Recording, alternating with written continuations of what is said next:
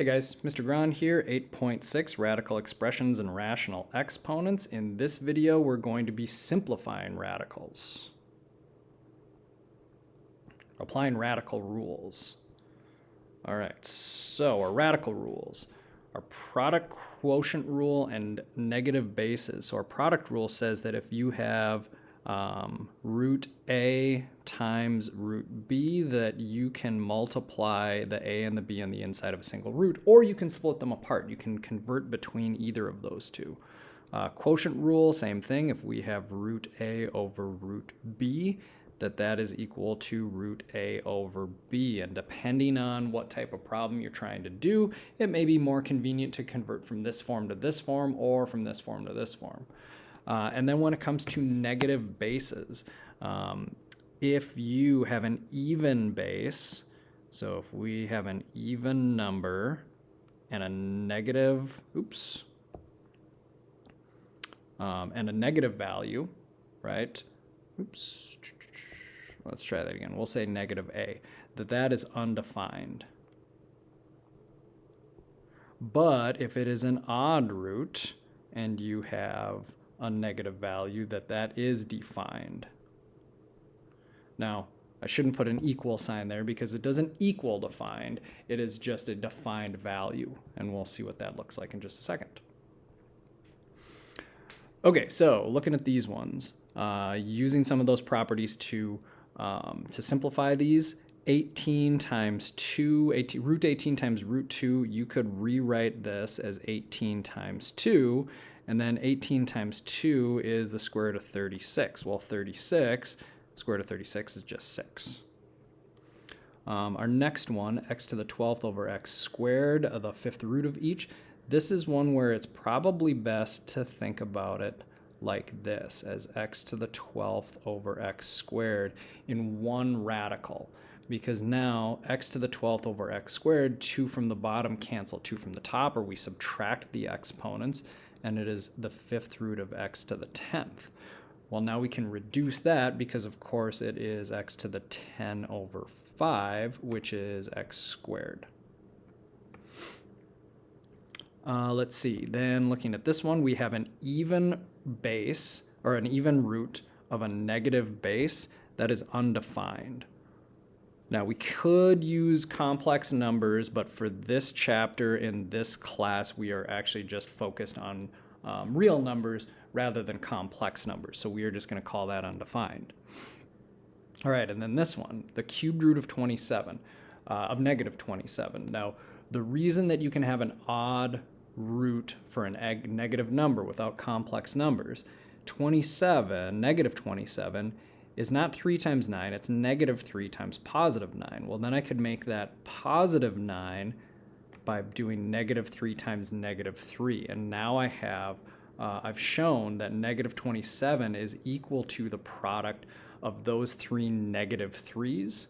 There's my group of 3, and so the cube root of negative 27 is negative 3. We couldn't do that with the fourth root of negative 81, because if we did that, it would be negative 3 and positive 27. Then we could make that a negative 3 and a negative 9, and then it would have to be a negative 3 and a positive 3. Well, now we don't have 4 matching things for our fourth root. We have 3 negative 3's and a positive 3, which does not make a good fourth root. All right, simplest radical form. Now, depending on your teacher in your class, you may or may not have to actually rationalize denominators. However, if you're looking at an answer key or a multiple choice problem, the answer is probably going to be in simplest radical form. So there is a reason to be able to do this. What we don't want to have is radicals in the denominator. I don't want a square root that's unreduced on the bottom here. So what I can do is I can multiply both the top and the bottom by root 3, right? This root 3 over root 3, it's equal to 1. It would cancel itself out. So I'm not changing the value of anything. I'm just changing how it looks. All right, so on the top, it would be the square root of 2 times 3 is 6. On the bottom, it would be the square root of 3 times 3, which is 9. And the square root of 9 is, of course, 3. So root 6 over 3 is the simplest radical form version of root 2 over root 3. Now, we're not usually going to show this step where we would make it the square root of 9. We just multiply two matching roots and it cancels the square root and we just go right to 3. All right, now if it's a larger root, right, like a cubed root, square root, we can cancel out by doing root 3 times root 3. Well, now if it's a cubed root, there has to be a total of 3 things. So this is going to be times cubed root of 2 times another cubed root of 2, so that there's 3 of them total. And then if I do that on the bottom, I have to do the same on the top. And so that is going to give us the cubed root of 5 times 2 times 2 is 20. And on the bottom, the cubed root of 2 times cubed root of 2 times cubed root of 2 is just 2. It'd be the cubed root of 8, which is equal to 2.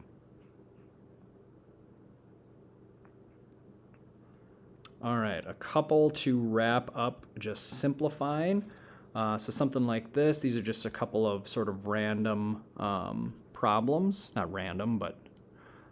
all right, so we've got a number and x in here. If you're good with cube roots, you can do this without showing the work, but if you want to do this kind of the most foolproof way, we can make factor trees and look for groups of 3.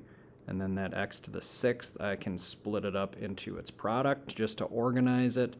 And what I can see there is that the cube root of 27x to the 6th is 3 times x times the second x, making it 3x squared. Our next one, let's see, this one, we could split this up and make it the cubed root of x cubed over the cubed root of 7. And the reason I did that is I can see that the top is going to be reducible, but the bottom is not. So I can simplify the cubed root of x cubed kind of easily, but the cubed root of 7 doesn't simplify. So I'm splitting it up so that I can address them each on their own.